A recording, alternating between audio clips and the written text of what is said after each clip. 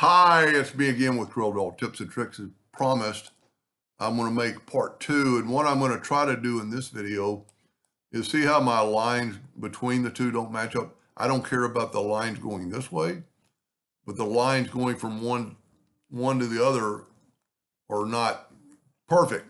So I'm going to start off with something I've already drawn just to save you time. And I'm going to make a duplicate of these guys and move them over. And also what I want to do is get that shape and move it over. So I have an outline of that. And now what I'm going to do is I'm going to take the Smart Fill tool and fill that in and move it over. Yep, that's all I need to do. And I'm going to left click, right click. And if you remember in the first video, part one, I had something like this, and I'm cheating a little bit here because I always had it ready, but if you haven't watched part one, you need to watch part one. I want to make sure it's big enough. And I'm going to go to intersect and intersect it. And I get that right there. So now I'm going to move it over and I'm going to control D, alternate C. And I don't know if this is going to work now that I think about that. And I'm going to go plus 40 degrees.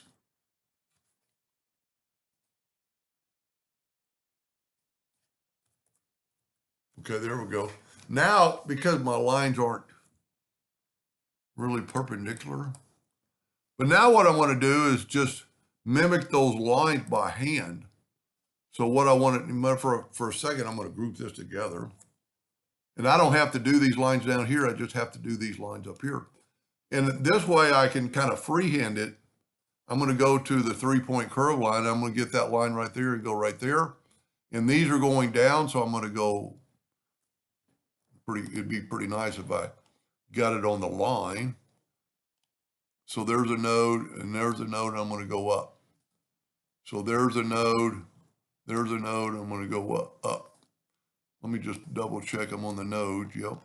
I think this is going to look a lot better. And see, they're a little bit maybe skewed because the fact that they're totally different on one side or the other. But I think this is going to be really cool. Now we still have to do the other lines in a second. But I'm just going from node to node, and hopefully, well, I'm pretty sure it's going to work. And I'm not, a lot of times I'll hold down the control button, but I'm just trying to make them a little bit even. I maybe should have made them a little bit more of a curve, but you get the idea. And we only have to do the lines that are showing. I don't have to do those interior ones because they, guess they're not going to match up. So maybe we could do something about that. I might not in this video. Say I didn't get on the line, so I'm going to start over. Intersection, node. That's a little bitty line.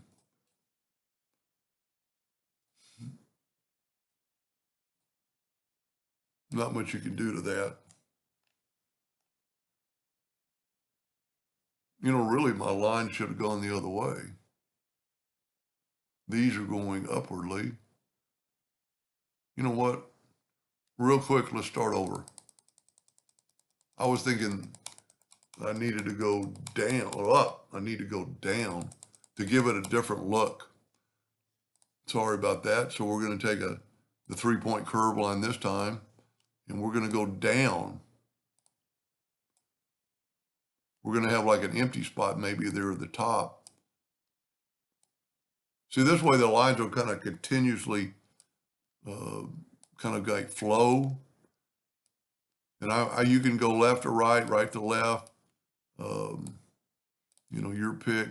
If you start here and go down, you're already in the middle. So it doesn't matter really which direction you go.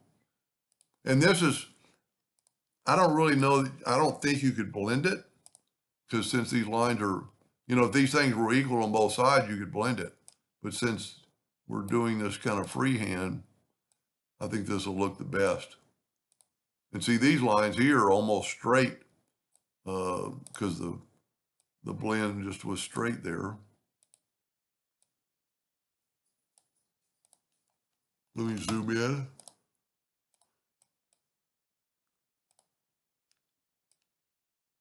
I don't know that we're going to be able to do too much of that one. I'm going to call that good. Now these lines aren't necessarily going to match. You know, we could do that, but I'm not going to. Now what I'm going to do, remember I grouped this together?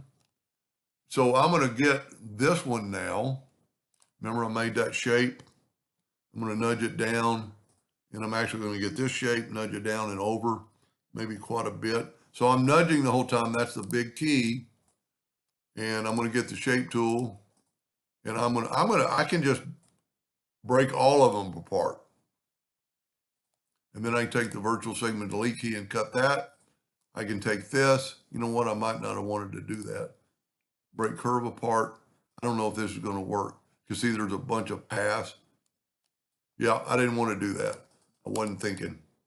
So let's go back to where we had it and just grab these two, break them apart, and grab that one right there. Right click, break apart. It's easier just delete that one, get the shape tool and get them going the same direction, reverse the subpath, and then we're going to blend this. We're going to go to effects and blend just 5. Okay, I've got something wrong because I don't have any blend. Okay, I did not evidently break it apart. See, as soon as I did that, that comes up. That's pretty cool. Now what I'm going to do, I'm going to go ahead and break the blend apart. Might not have to, but I'm going to go ahead and Control G and group it. And because I nudged, I can put them up. Now, as you can see, my lines don't reach the top. And I'm going to have to go to group and ungroup. I mean, it would still look pretty cool. So, you know what? I'm pretty sure I broke the blend apart. Yep. So now you see all the lines. I didn't mean to get the indexing line. I'm going to zoom in a little bit, and I'm going to try to kind of continue that same line without messing it up too much. The straight ones are pretty easy, but the curve ones, you know, you could actually put them back, you know, to a little bit of a curve. Now I'm going to take the virtual segment delete key and delete that line and that line and that line, and that line, and that line. See, I didn't ever delete that. So I need to see how the indexing line stopped the cutting. Now we still need to, and if you remember, I got this one right here, that I'm nudging and I'm not moving. I'm going to get the shape tool and break these two apart. Go ahead and take my virtual segment delete key and delete that line. And then take that very bottom node and control, or just right click and break apart. Then select them both. This is going to be a cool looking blend, I think. Go up to object and break it apart. Check our direction and see they're going the opposite direction. So grab just one node and reverse the subpath and apply the 5-step blend to that. That's a weird shape. I'm not so sure I like that. It's just because of the shape. I don't know what else we could do. I'm pretty sure I got the, oh, it didn't, well, I've got them going the same direction. Let's see if this makes a difference. Nope, I was right. I just think it's blending. It's just got a weird shape in the middle. This isn't the one I used prior. Reverse subpath.